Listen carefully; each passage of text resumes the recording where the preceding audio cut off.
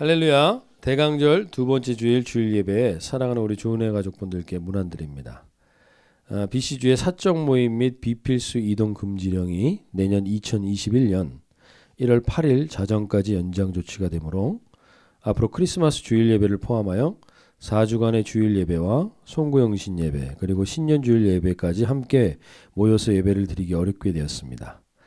그래서 모든 예배는 인터넷 온라인으로 드리게 됩니다. 추후 예배에 대한 공지는 카카오톡과 홈페이지를 통해서 안내해 드리겠습니다.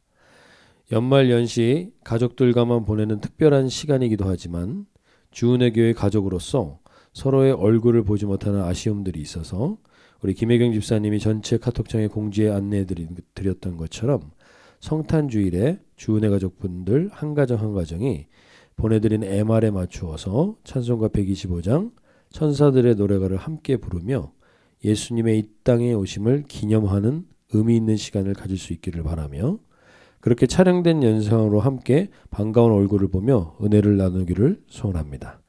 혹시 혼자 촬영이 어렵거나 함께 하기를 원하시는 분들을 위해서 교회 기도의 집에서 찬양과 촬영을 도와드릴 계획입니다. 소셜 버블 즉 정기적인 만남을 가지는 가족이나 친구들은 2명까지 혼자 계신 분을 방문할 수 있고 교회로 목적된 건물에서 해당 목적으로 만남을 가지는 소셜 버블은 10명 이내까지 괜찮다는 것을 확인했습니다. 원하시는 분들은 편하게 알려주시기 바랍니다. 이전에 경험해보지 못한 시기를 보내며 무언가를 예측하기 어려운 시대를 살고 있는 이때에 더욱 예수님의 이 땅에 오신 은혜와 사랑을 고대하고 사모하는 우리 대강절 기간이 되시기를 소원합니다. 우리 다 함께 묵도하심으로 대강절 두 번째 주일 예배를 시작하도록 하겠습니다.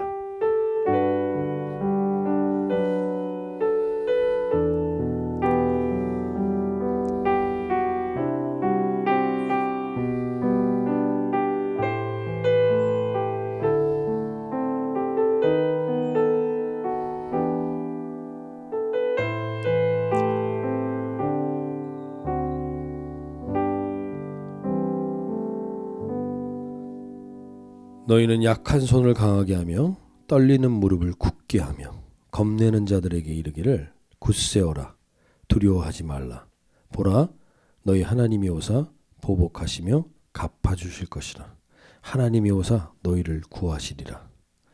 하나님 아버지, 이전에 경험해보지 못한 시기를 지나며 약하여지고 막연한 미래에 대한 두려움이 있는 분들에게 우리가 믿고 있는 하나님이 누구인지를 정확히 확인하며 복음의 능력을 회복하는 이 예배가 되게 하여 주시옵소서. 감사드리며 우리 주 예수님의 이름으로 기도합나이다.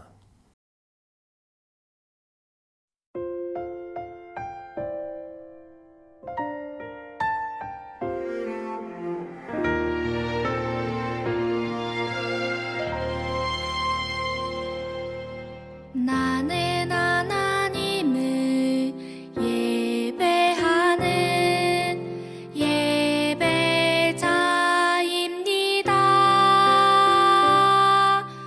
내가 서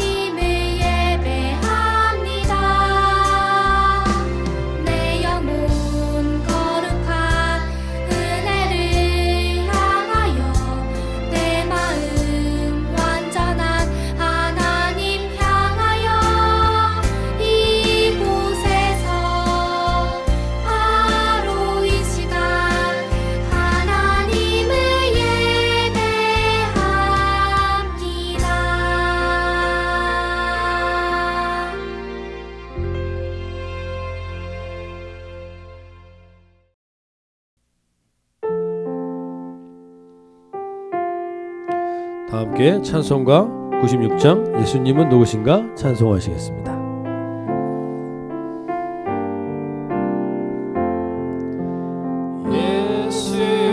예수님은 누구신가 우는 자의 위로와 없는 자의 풍성이며 전한 자의 높임과 잡힌 자의 노임되고 우리 기쁨 되시네. 예수님은 누구신가 약한 자의 강함과 눈먼 자의 빛이시며 병든 자의 고침과 죽은 자의 부활되고 우리 생명 되시네. 예수님은 누구신가 주한 자의 정함과 죽을 자의 생명이며 죄인들의 중보와 멸망 자의 구원되고 우리 평화 되시네. 예수님은 누구신가 온 교회의 머리와 온 세상을 구주시며 모든 왕의 왕이요 심판하실 주님 되고 우리 영광 되시네. 이 시간 함께 기도하실 때 예수님이 누구신지를 좀 우리가 명확히 깨닫는 이 예배가 되게 해주십시오. 반드시 우는 자에겐 위로를 주시며 없는 자에겐 풍성이 되시며 천한 자에겐 높음이 되시고 잡힌 자에겐 노임이 되시는 참된 기쁨과 생명과 평화와 영광의 왕으로 오늘 주님을 만나는 이 예배가 될 수 있도록 주여 우리 모든 주은혜 가족분들 가운데 우시는 분들이 있습니까? 병든 자가 있습니까? 죄인들이 있습니까? 죄 반복되는 죄로 인하여 죄책감에 눌려있는 분들이 있습니까? 오늘 그 예수님이 내가 누구냐? 내가 너에게 누구냐라고 물어보시는 이 예배가 되게 하여 주시옵소서. 이렇게 다 같이 한번 기도하겠습니다. 하나님 아버지 그렇습니다. 예수님이 누구십니까? 도대체 우리가 믿는 예수님이 누구십니까? 이 땅 가운데 누가 감히 예수님 앞에 하나님 내가 하나님보다 나은 자라 말할 자가 누가 있습니까? 어떤 우는 자들이 있습니까? 그 우는 자의 유일한 위로가 되시는 주님, 오늘 그 주님을 만나게 하여 주시고 우리가 주님 앞에서 예수님이 누군지를 아는 자들은 이런 찬양을 해야 되는 것입니다. 하나님 앞에 왕 되신 주님 앞에 나아가는 온전한 오늘 이 예배가 될 수 있도록 우는 자들과 없는 자들과 천한 자들과 약한 자들과 병든 자들과 추한 자들과 하나님 죄에 눌려있는 모든 자들이 주로 인하여 중보자이신 예수 그리스도로 인하여 회복되는 이 예배가 될 수 있도록 주여 임하여 주시옵소서. 감사드리며 왕 되신 주님께 영광을 올려드립니다. 예수님이 누구신지를 확인한 자들은 이 찬양의 고백으로 하나님께 나가게 될 줄로 믿습니다. 내 마음에 가득 채운 주를 향한 찬양과 사랑으로 주 앞에 나가겠습니다.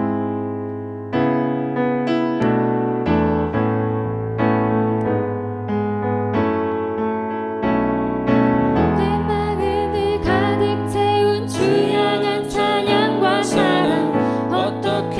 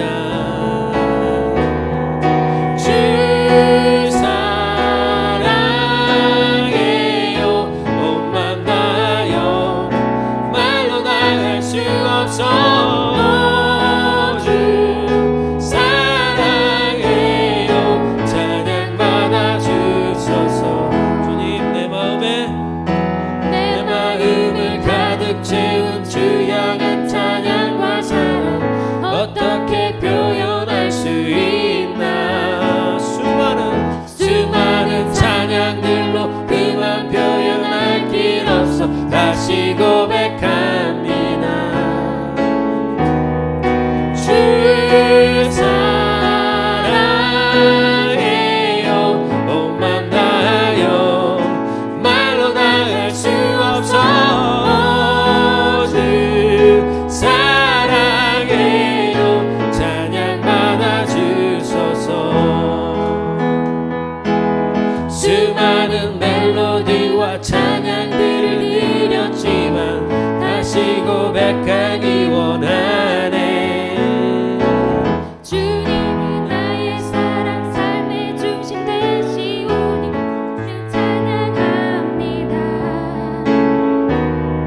주 사랑해요. 온 맘 다하여 말로 다 할 수 없어.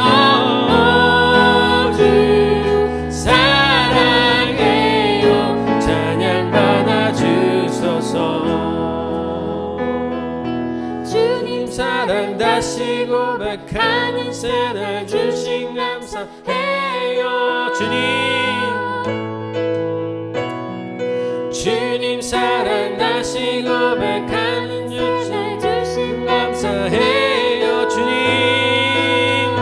우리의 심령의 고백으로 주님 사랑 다시 고백하는 새날 주신 감사해요.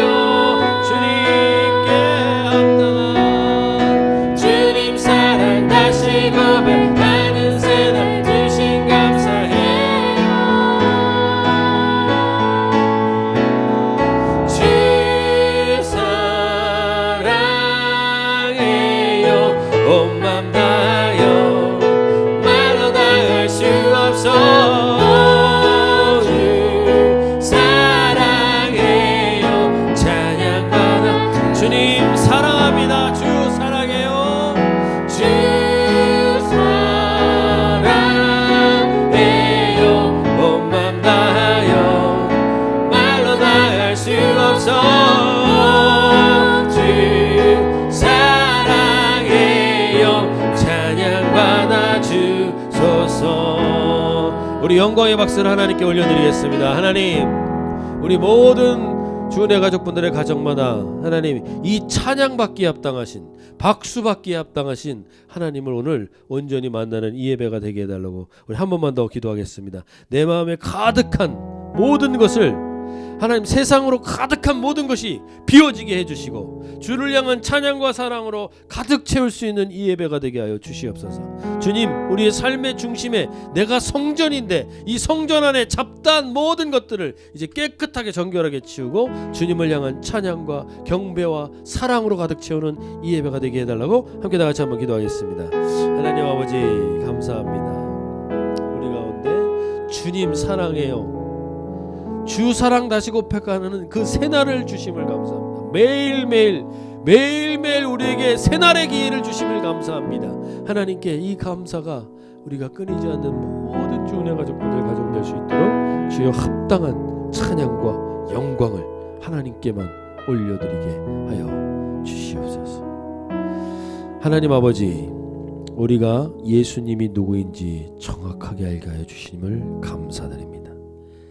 오늘 우리가 부른 찬양의 가사처럼 예수님이 누군지를 정확히 아는 사람이라면 우는 자들의 유일한 위로가 되시고 경제적 어려움이 있는 자들에게 풍성함을 경험케 하시고 이 세상의 기중원으로 무시당하는 자들에게 예수님보다 높은 분이 없음을 깨닫게 되는 이 기쁨의 예배가 되게 하여 주셔서 오늘 우리가 내 마음에 가득 주님을 향한 사랑을 가득 채우는 이 예배가 되게 하여 주시옵소서. 특별히 병든 자들에게 고침이 있고 반복되는 죄로 주저앉아 있는 자들이 평화의 왕이신 예수님을 만나는 은혜의 예배가 되게 하여 주시옵소서. 어려운 중에도 마음과 정성을 다해 드리는 헌신과 헌물을 하나님 기뻐 받아 주시고 모든 걱정과 염려에서 노임을 받고 자유케 하여 주시옵소서. 부활과 생명의 근원 되시는 예수님의 이름으로 기도하옵나이다.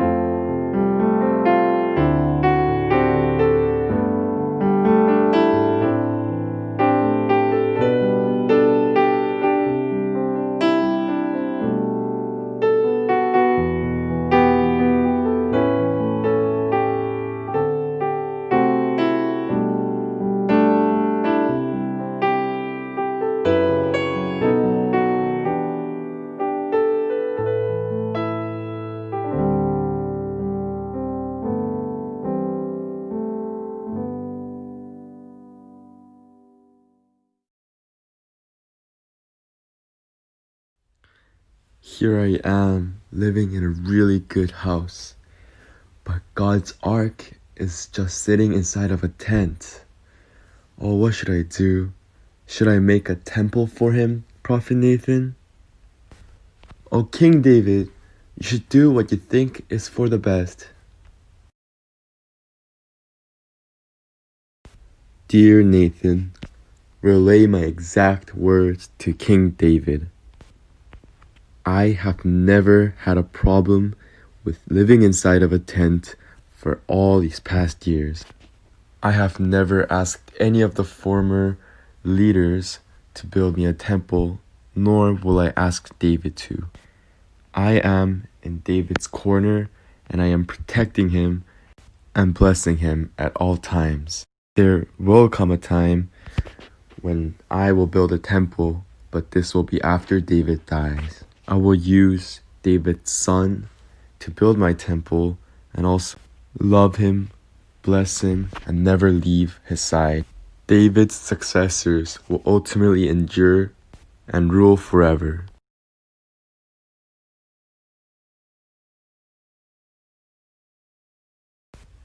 Oh, who am I, God, that you have brought me this far? And if this was not enough, you have spoken the future of the house of your servant. Oh, how great you are, my God. There is no one like you, and there is no other God but you. And who is like your people, Israel?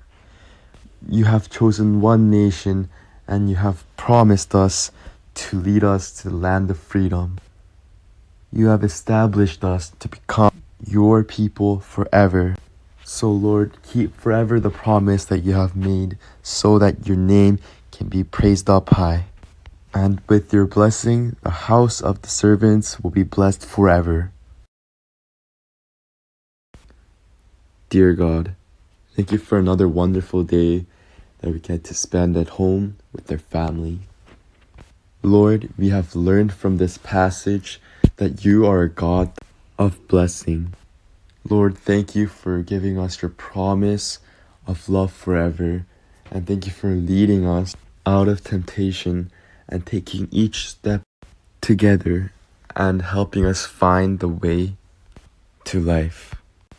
Lord, I ask you to bless us like you have blessed David, so that we can continue to praise your name on high. I thank you so much again for everything that you have done for us and the love that you have poured out for us. I pray this in the name of Jesus Christ. Amen. 이번 주 바이블 스토리를 섬겨주신 우리 김용우 형제님께 감사드립니다. 오늘 하나님이 주시는 말씀은 누가복음 8장 19절에서 21절의 말씀입니다. 누가복음 8장 19절에서 21절 말씀 제가 읽어드리겠습니다. 예수의 어머니와 그 동생들이 왔으나 무리로 인하여 가까이 하지 못하니 어떤 이가 알리되 당신의 어머니와 동생들이 당신을 보려고 밖에 서 있나이다. 예수께서 대답하여 이르시되 내 어머니와 내 동생들은 곧 하나님의 말씀을 듣고 행하는 이 사람들이라 하시니라. 아멘. 우리가 다시 복음 앞에라는 주제로 연이어서 누가복음을 살펴보고 있는데요. 오늘은 예수님이 많은 기적과 이사를 펼침으로 갈릴리 지역에서 유명 인사가 되셨습니다. 그리고 그 수많은 인파들이 함께 예수님의 고향인 나사렛 근처에까지 오신 거죠. 그때 예수님의 가족들이 예수님을 찾아왔습니다.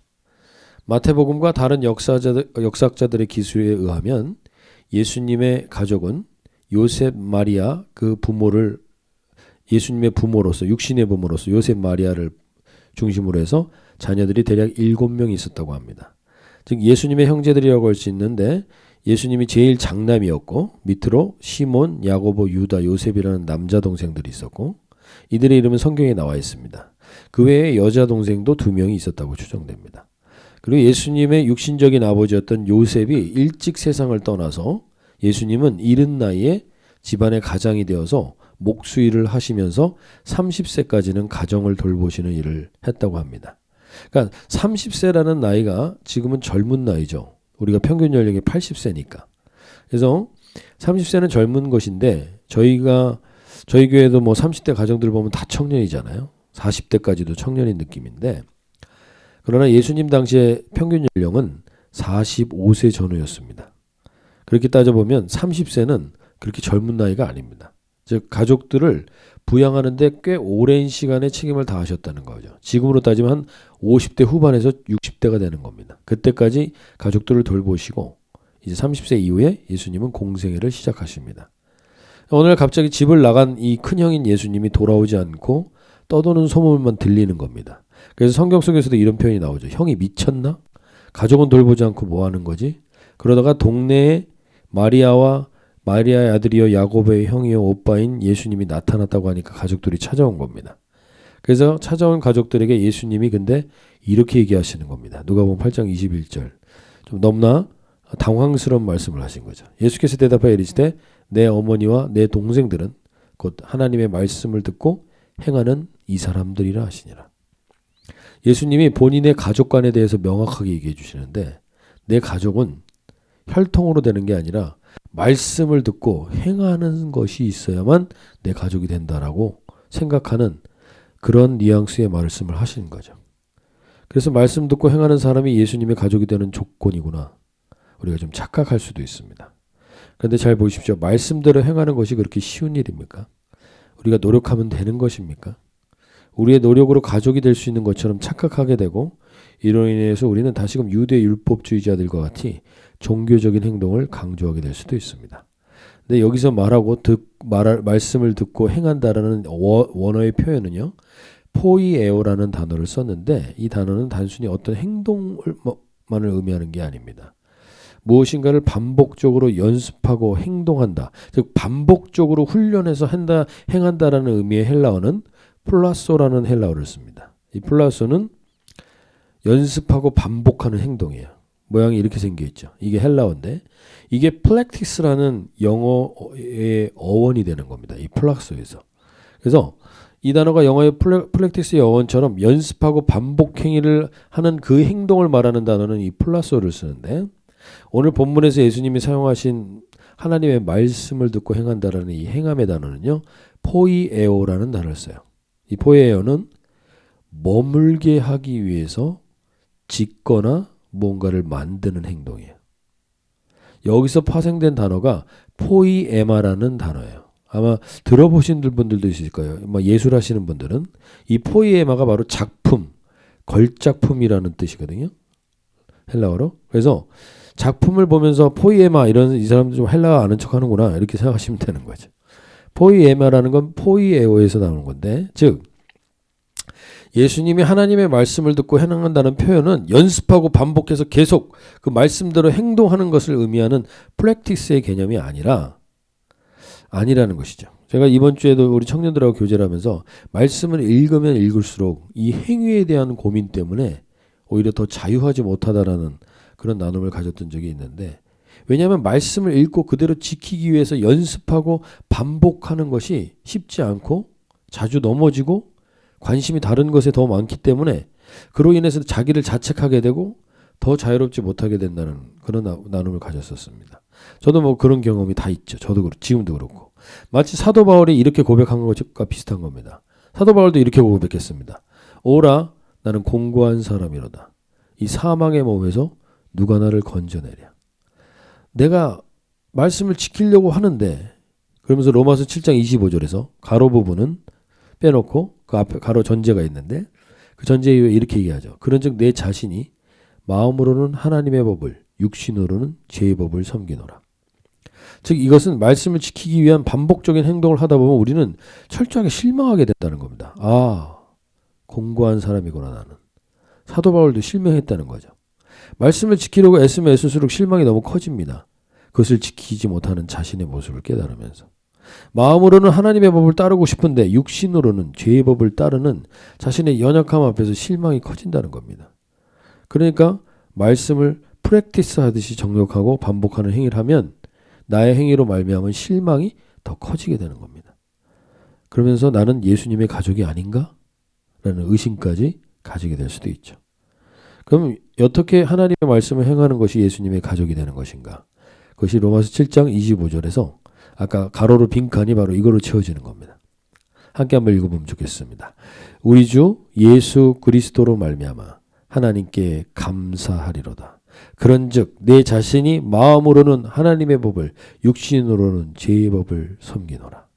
아까 우리가 살펴본 것처럼 하나님의 말씀을 듣고 행하는 사람이 나의 가족이라는 의미에서 쓰인 이 원어의 표현인 포이에오라는 단어는 단순히 연습하고 반복하는 행위를 말하는 게 아니라 포이에오라는 단어는 머물게 하기 위해서, 누가? 우리 주 예수 그리스도가 내게 머물게 하기 위해서, 그분께 감사가 계속 머물게 하기 위해서 그걸 하기 위한 행동을 말하는 것, 그것을 하기 위해서 집을 짓는 것, 그것을 하기 위해서 행하는 행동을 말하는 게 포이에오라는 단어죠. 즉 예수 그리스도로 말미암아 하나님께 감사한다는 것은 결국 예수님이 나에게 머물지 않으면 내가 할 수 있는 게 아무것도 없습니다. 예수님이 나에게 머무심으로 말미암아 그것이 가능하게 됩니다라는 것을 의미하는 겁니다. 그리스도의 말씀이 내 안에 머물게 하기 위해서 하는 행동, 그것이 뭘까요? 하나님의 말씀이 머무는 곳, 그것이 바로 성전인 겁니다. 성전. 그러니까 우리가 무언가 행동을 하는 것 이전에 하나님은 우리에게 이 말씀을 지키고 플렉틱스 하는 것 이전에 하나님이 우리에게 먼저 하기를 원하시는 것은 우리가 하나님의 성전이라는 자체를 회복하는 겁니다. 성전됨을, 내 자신이 어떤 존재인지를 회복하는 것, 어떤 행동을 반복적으로 하기 이전에 하나님의 말씀이 머무는 곳, 예수님이 나에게 머무는 곳, 그 머문게 하기 위해서 내게 집을 짓고 내가 삶의 틀을 잡는 것, 이거를 포이에오라는 단어로 쓴 거죠. 그래서 이 말씀을 이해하기 위해서는 우리가 최초의 성전을 짓는 장면을 한번 살펴볼 필요가 있습니다. 다윗 왕이 하나님의 기름 부으심과 은혜를 받으며 백향목궁에 거하는 출세를 하게 되죠. 그리고 나서 다윗이 이렇게 고백합니다. 사무엘하 7장 1절에서 여호와께서 주의 모든 원수를 무찌르사 왕으로 궁에 평안히 살게 하신 때, 이 왕이 다윗 왕인데 다윗 왕이 평안히 지금 살고 있습니다. 백향목궁에서. 다윗에게 이런 은혜를 하나님이 베풀어 주신 거죠. 그래서 다윗이 진심으로 하나님께 이렇게 고백합니다. 사무엘하 7장 2절에서 왕이 선지자 나단에게 이르되 볼지어다. 다윗 왕이 고백하는 거죠. 나단에게 나는 백향목궁에 살거늘 하나님에게는 휘장 가운데 있도다. 나는 백향목궁에 있는데 하나님의 법궤, 즉 말씀은 휘장 가운데 있다는 거예요. 이 휘장은 뭘 말하는 거냐면 이전에 광야의 이동식 성막을 가나안 땅 점령 후에도 계속 가지고 와서 성막 안에 존재하고 있다는 거죠. 다윗 때까지. 이게 140년이 지났는데. 그래서 다윗이 하나님을 생각하니까 자기만 이렇게 화려한 궁에 있는 것이 힘든 겁니다. 그래서 하나님의 말씀의 궤가 거하는 성전을 건축하고 싶어 하는 겁니다. 하나님이 저보다 더 화려한 곳에 계셔야죠. 그런데 이런 다윗의 마음에 하나님이 이렇게 반응하십니다. 이 부분을 표준 세번역 성경으로 알려드리겠습니다. 사무엘하 7장 5절에서 이렇게 얘기하죠. 너는 내 종 다윗에게 가서, 이 너는 나단 선지자에게 말하는 거예요. 하나님이 나단 선지자 너는 내 종 다윗에게 가서 전하여라. 나 주가 말한다. 내가 살 집을 네가 지으려고 하느냐? 이 뉘앙스를 보면 다윗이 기특하게 하나님의 성전을 짓겠다는 것을 하나님이 좋아하시는 것 같습니까? 싫어하시는 것 같습니까? 잘 모르겠죠? 더 살펴보면 사무엘하 7장 6절에서 하나님이 이렇게 얘기합니다. 그러나 나는 이스라엘 자손을 이집트에서 데리고 올라온 날부터 오늘에 이르기까지 어떤 집에서도 살지 않고 오직 장막이나 성막에 있으면서 옮겨 다니며 지냈다. 난 옮겨 다니며 지냈다는 거야, 하나님이. 그러면서 사무엘하 7장 7절에서 내가 이스라엘 온 자손과 함께 옮겨 다닌 모든 곳에서, 함께 옮겨 다니는 것에 하나님은 우선순위를 두고 있는데, 내가 나의 백성 이스라엘을 돌보라고 명한 이스라엘 그 어느 지파에라도 나에게 백향목집을 지어주지 않은 것을 두고 말한 적이 있느냐? 지금 하나님이 뭐라고 하시는 것이냐면 난 집을 지어달라고 말한 적이 없다는 겁니다. 난 늘 옮겨 다니며 지내셨다는 겁니다. 그리고 백향목집을 너만 가지고 편하게 있네라고 말하신 적도 없다는 겁니다. 우리는 누구나 떠돌이 신세를 많이 해봤던 분들은 집을 가지고 싶어합니다. 렌트 생활 여기 이민자로서 오래 해보신 분들도 그렇죠. 저희 주은혜 공동체 안에서도 거의 매년 단위로 이사하신 분도 있던데 떠돌이 생활 쉽지 않습니다. 다 내 집을 가지고 싶어합니다. 그런데 하나님은 전혀 그렇지가 않으십니다. 북박이 성전보다 이동식 성막이 더 좋다고 말씀하시는 거예요. 왜 그러실까요? 왜 하나님은 이런 걸 더 좋아하실까? 이 질문을 우리가 마음속에 가지고 계속해서 이따가 다시 한번 질문하게 되니까 우리가 한번 말씀을 계속 진행하면서 이 질문에 대한 답을 한번 찾아보면 좋겠는데, 하나님이 내가 언제 너한테 화려한 성전을 지어달라고 한 적이 있느냐 말씀하시면서 하나님의 성전을 짓겠다는 말에 기뻐하시지 않습니다. 그러나 다윗의 이 갸륵한 마음은 하나님은 그 마음만은 기뻐하십니다. 그래서 사무엘하 7장 9절에서 이렇게 말씀하십니다. 내가 제일 좋아하는 걸 말씀하시는 거예요. 나는 네가 어디로 가든지 언제나 너와 함께 있어서 너의 모든 원수를 내 앞에서 물리쳐 주었다. 나는 이제 내 이름을 세상에서 가장 위대한 사람들의 이름과 같이 빛나게 해주겠다. 너의 이름을 빛나게 해주겠다고 약속하십니다. 그 가득한 마음은 기뻐하신다는 거예요. 그러나 성전을 짓겠다라는 건 기뻐하시지 않는다는 거예요. 하나님은 이 약속을 해주시면서 성전을 짓는 것을 허락하지 않는데 너는 피를 많이 흘렸기 때문에 안 된다고 하고 그 아들 솔로몬에게 이제 성전 짓는 것을 허락하십니다. 그래서 솔로몬이 성전을 짓게 되는데 성전이 이 사진을 보시면 성벽 전체로부터 솔로몬 성전이 이 정도 규모입니다. 이 정도 규모의, 아마 이 시대 때도 이 정도 규모의 성전은 그렇게 흔치 않았던 거의 대표적인 성전이었는데 그 성전 안으로 들어가면 이 수많은 사람들이 걸어 다닐 수 있을 만큼의 공간이고 그 내부를 보시면 그 내부는 전부 다 벽이 금으로 칠해져 있습니다. 그래서 이 성전을 짓는데 사용된 금과 은이 600달란트입니다. 600달란트. 아마 이 600달란트가 얼마인지 잘 감이 안 오시겠죠? 약 2100kg이에요. 2100kg. 2100kg의 금이 들었어요. 그 외에 고급 백향목, 대리석 등의 화려함으로 가득 차 있습니다. 그리고 이 성전을 짓기 위해서 동원된 인원이 18만 3,300명이에요. 18만 3,300명이 그 인원이 동원돼서 무려 7년 동안 준공한 성전이 바로 이 솔로몬 성전입니다. 제가 또 이런 것도 계산하는 거 좋아하니까 계산해 보니까 현재 금이 1kg이 가격이 얼마인지 아십니까? 1kg의 금 한 덩어리. 이런 건 우리 고영이가 잘 아는데 1kg의 금이 한국 돈으로 7천만 원입니다. 1kg의 금 한 덩어리가 7천만 원인데 아까 600달란트가 한 달란트가 대략 35kg이거든요. 그럼 600달란트면 대략 2만 1000kg이에요. 2만 1000kg이면 이거 돈으로 따지면 지금의 돈으로 따지면 1.5조에서 2조에 해당하는 돈이에요. 2조. 금값만 2조.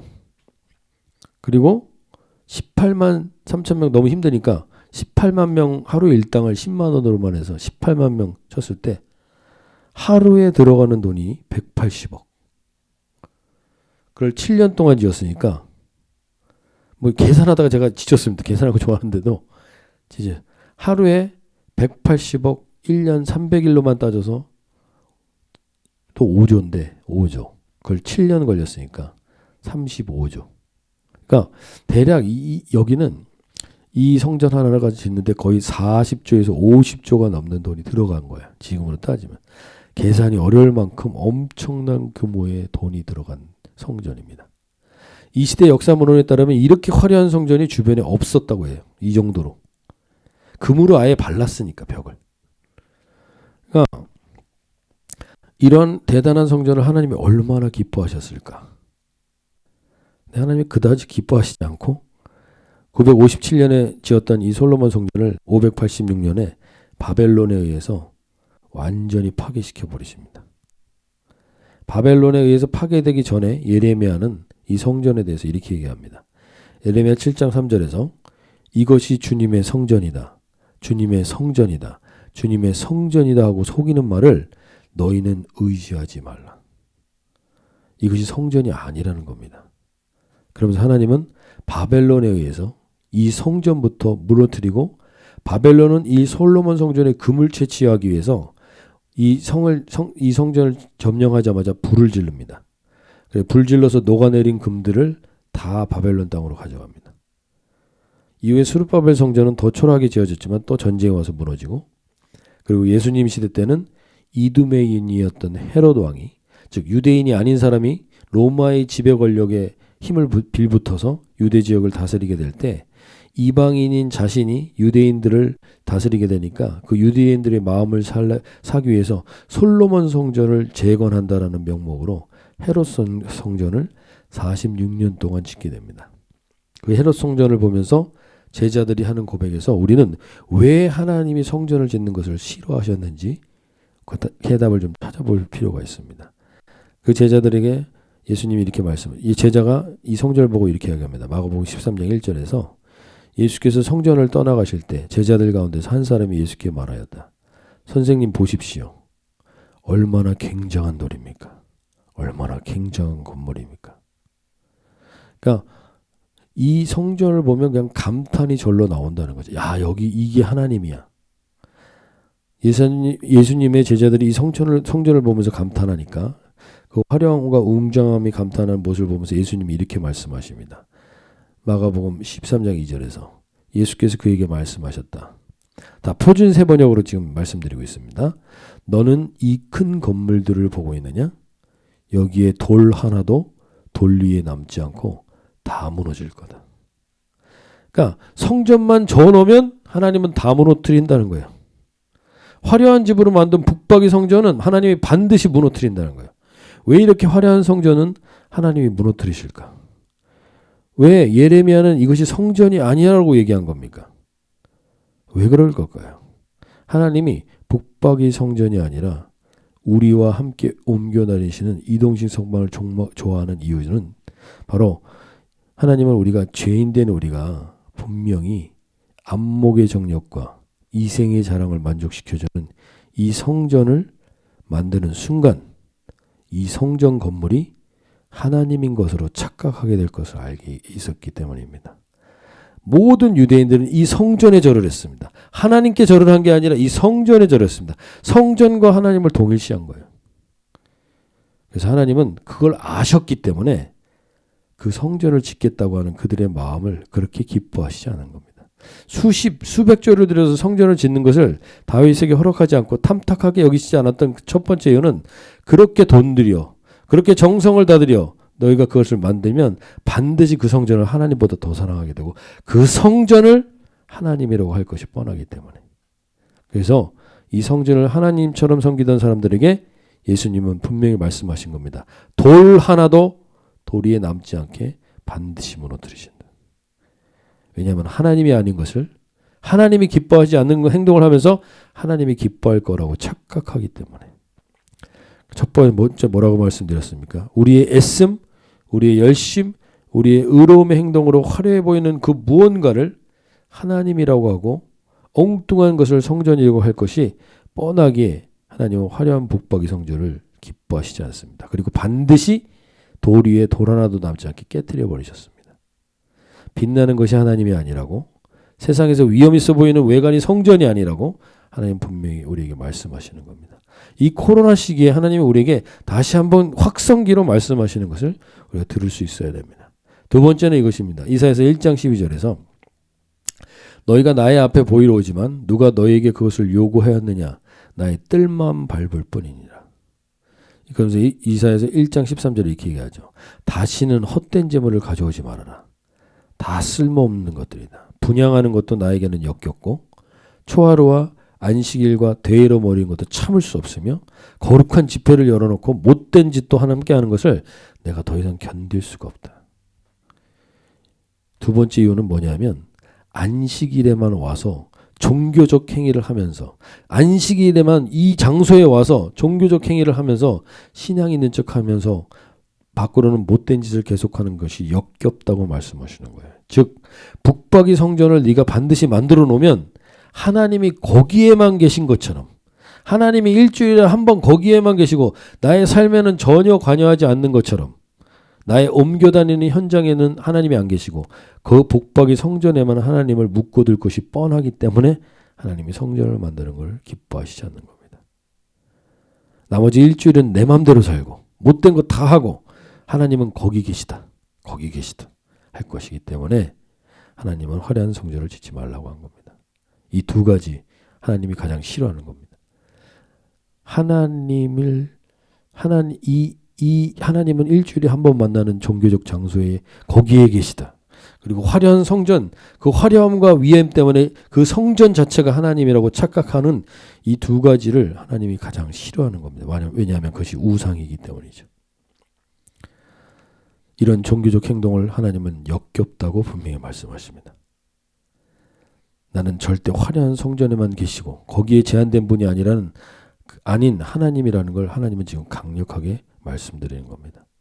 수십조, 수백조 다 의미 없다는 겁니다. 다 깨트려 버리신다는 거죠. 그래서 이사야서 66장 1절에서 하나님이 이렇게 말씀하십니다. 주님께서 이렇게 말씀하신다. 이것도 세 번역입니다.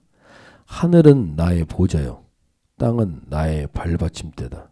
그러니 너희가 어떻게 내가 살 집을 짓겠으며 어느 곳에다 나를 쉬게 하겠느냐. 너희가 화려한 성전 아무리 져봤자 북박이 성전은 하나님은 절대 싫어한다는 겁니다. 수백 조를 지은 거 다 깨트려 버린다는 겁니다.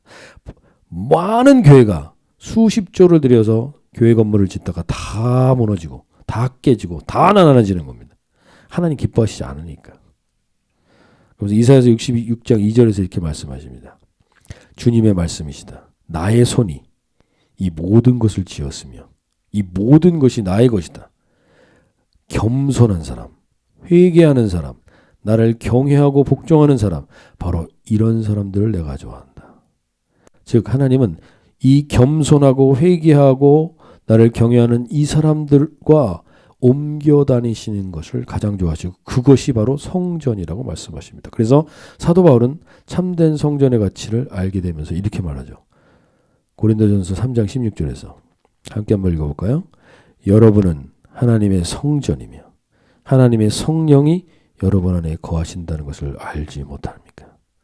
우리가 이 말씀 잘 알죠. 많이 들어봤죠.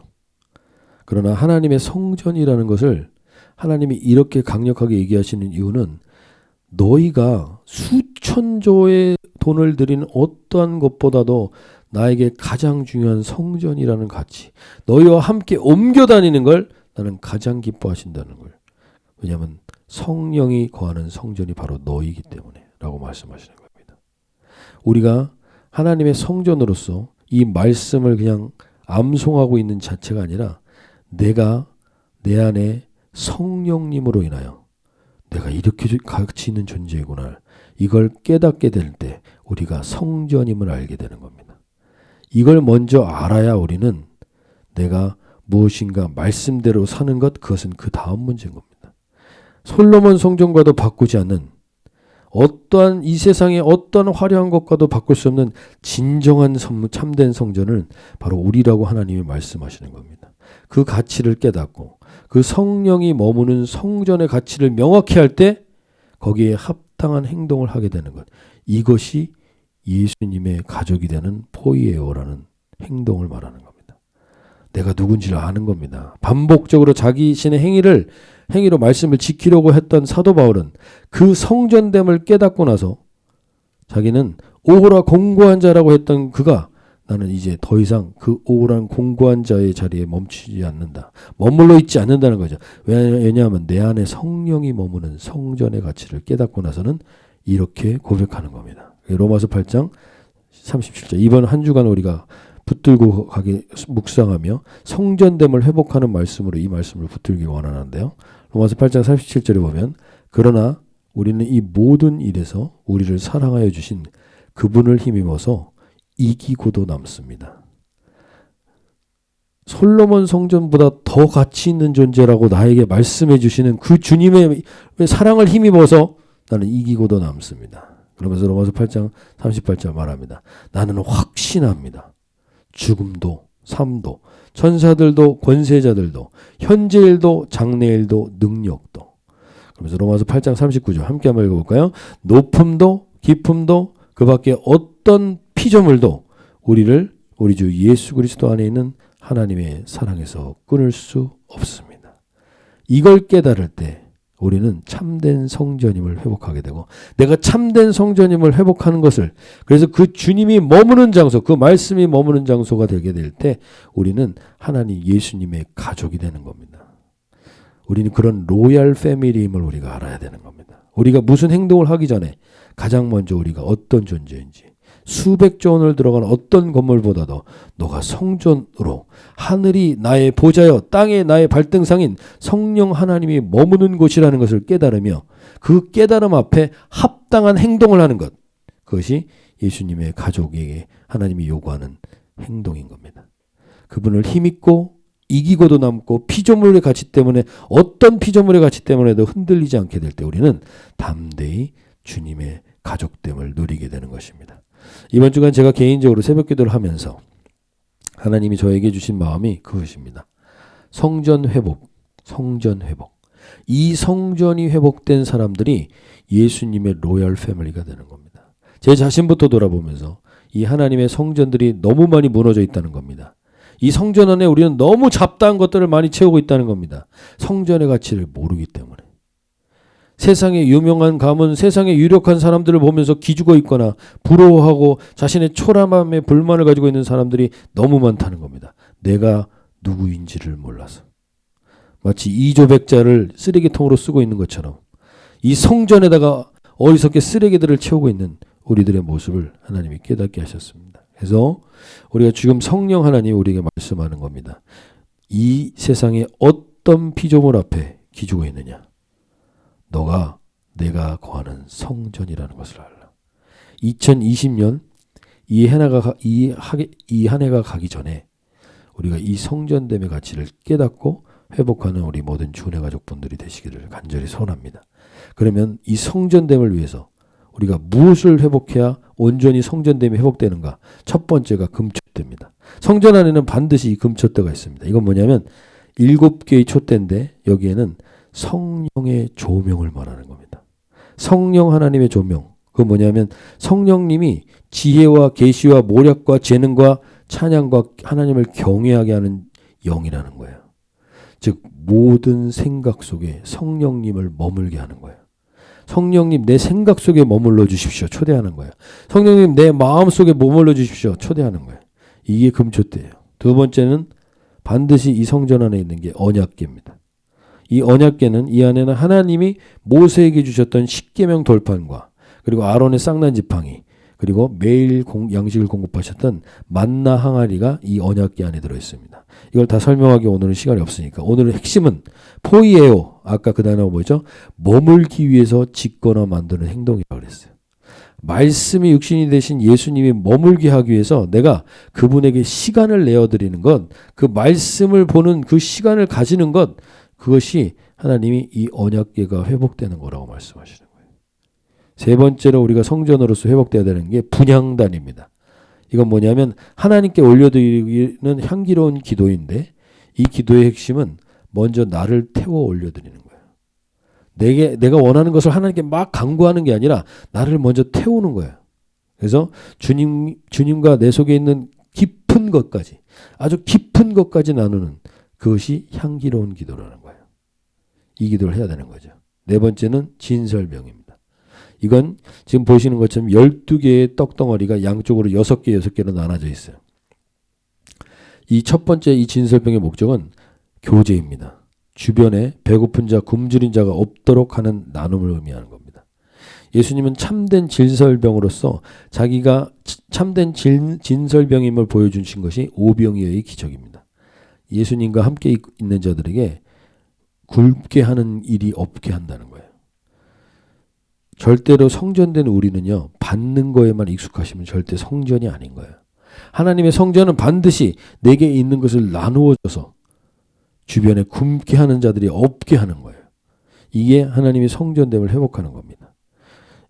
그리고 12지파에게 이걸 전부 다 받았기 때문에 12개의 떡이 있는 거예요. 모든 지파들. 저는 너무 가난한데요. 저는 지금 너무 직장을 잃어서 없는데요. 그래서 나눌 게 없는데요.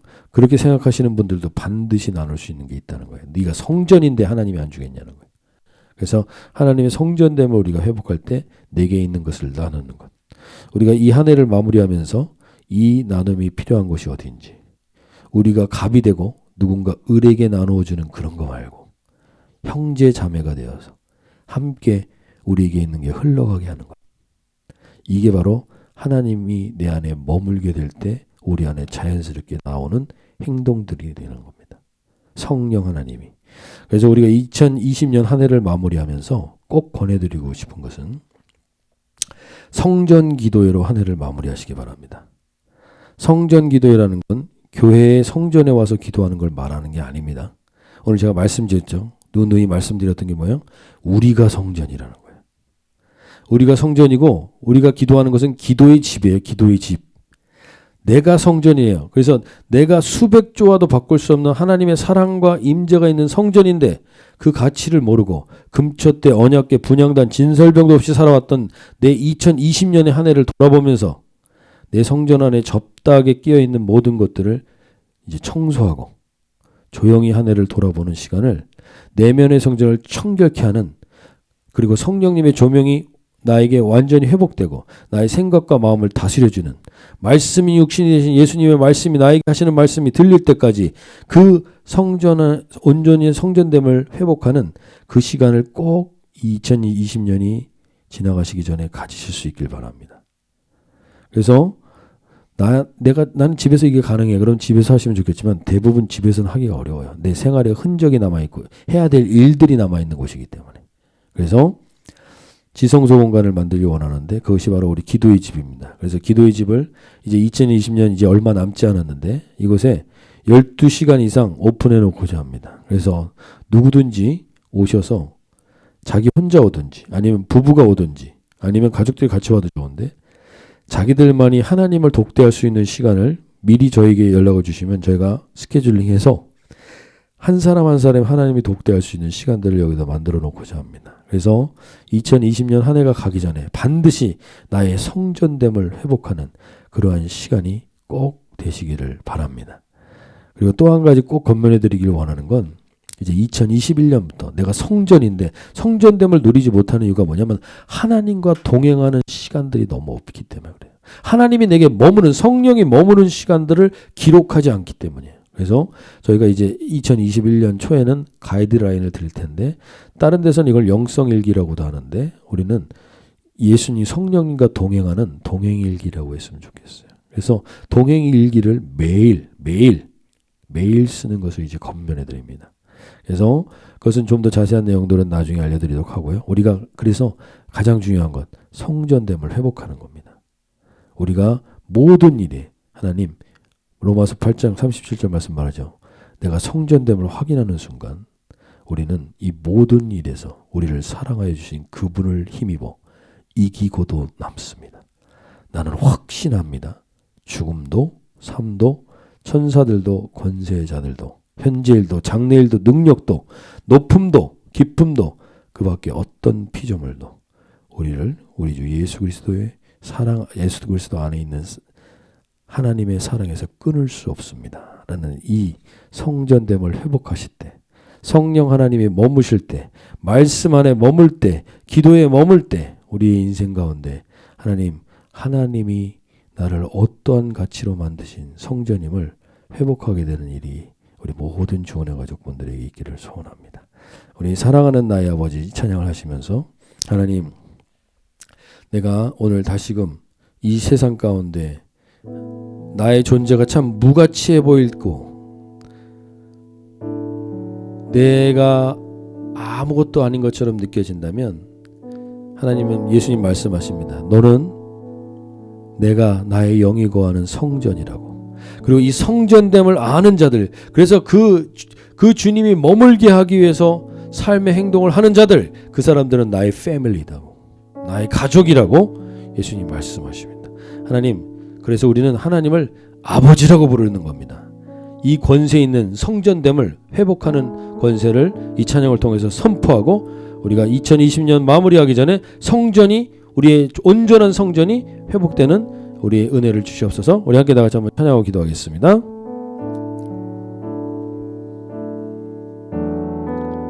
사랑하는 나의 아버지,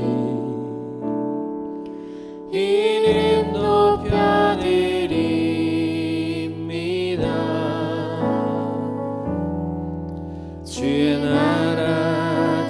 찬양 속에 임하시니 능력의 주께 찬송하네 전능하신 하나님 찬양 언제나 동일하신 주 전능하신 하나님 찬양 영원히 다스리 사랑하는 나의 아버지 내가 주님의 패밀리입니다.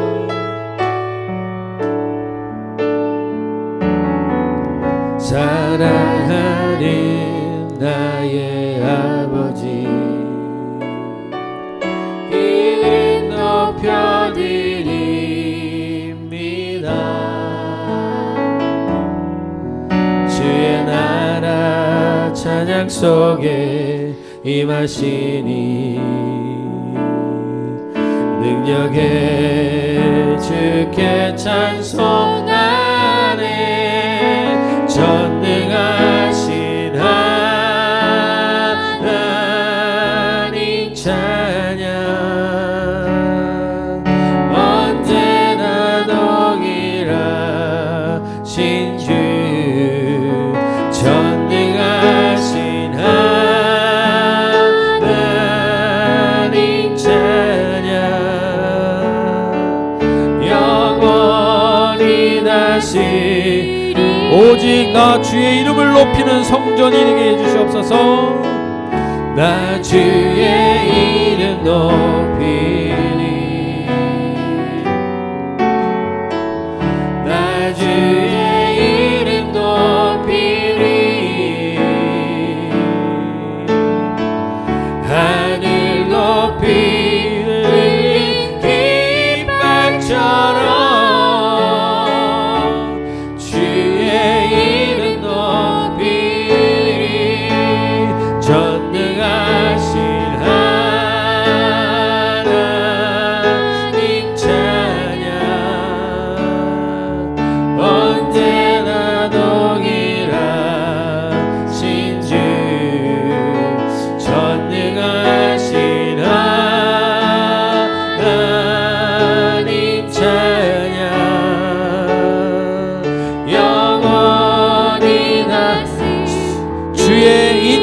생명보다 주의 인자가 생명보다 나음으로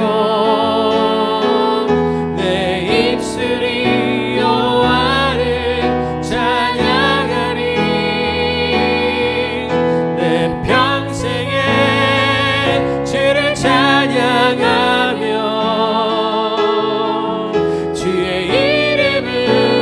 주의 성전됨을 회복합니다. 주의 인자로 덮으소서.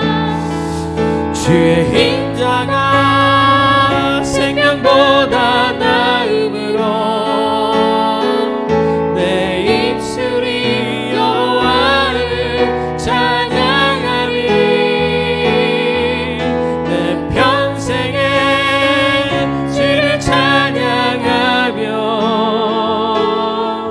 주의 한 번 더 선포합니다. 성전됨을 선포합니다. 주의 인자가 생명보다 나음으로 내 입술이 여호와를 찬양하리 내 평생에 주를 찬양하며 주의 손 들리라. 이 시간 한번 기도하실 때 주님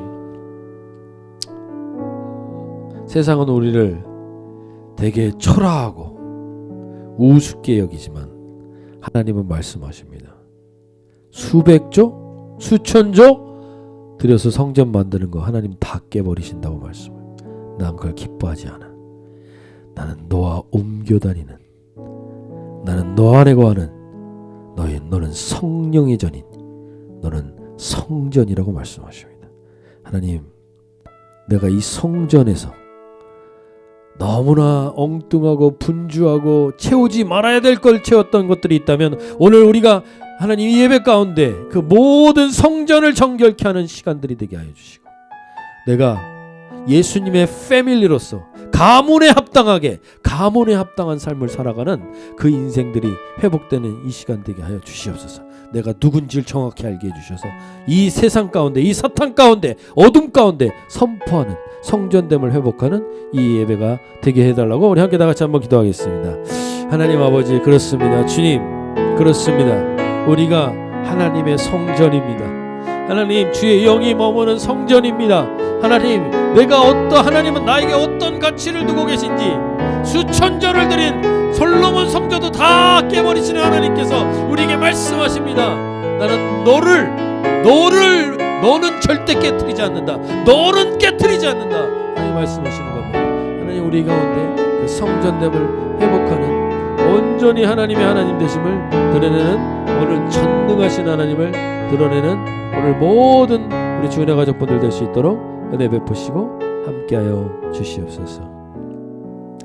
하나님 아버지, 하나님, 모든 세상의 화려한 성전들은 다 깨트리시지만 내 자아를 깨트리고 내 안에 나는 온전히 주님이 영이 머무는 성전으로, 주님의 패밀리로 하나님 불러주심을 감사드립니다. 그에 합당한 삶을 살아가는 저희들이 될 수 있도록 2020년 한 해가 가기 전에 우리가 성전을 깨끗이 정결하게 청소하고 이 성령이 내 안에 거하시는 그 기쁨과 감격으로 주의 인자가 나를 가득 채우게 해주시고 주를 향한 찬양이 가득 차게 되는 주의 성전됨을 회복하는 저희들이 되게 해주시고, 사랑하는 하나님을 나의 아버지로 부르는 패밀리답게 하나님 그런 권세로 다시금 새해를 시작할 수 있도록 은혜 베풀어 주시옵소서. 이제는 우리 주 예수 그리스도의 구속의 은혜와 하나님 아버지의 지극하신 사랑하심과 성령 하나님의 교제하시며 인도하시며 기름 부으시는 복이 내가 주의 성령이 거하는 성전임을 알고 이 땅 가운데 담대하게 그리고 정결하게 거룩한 신부로 서기를 원하는 모든 주은혜 가족분들 위해 이제로부터 영원토록 함께 하시기를 간절히 축원하옵나이다.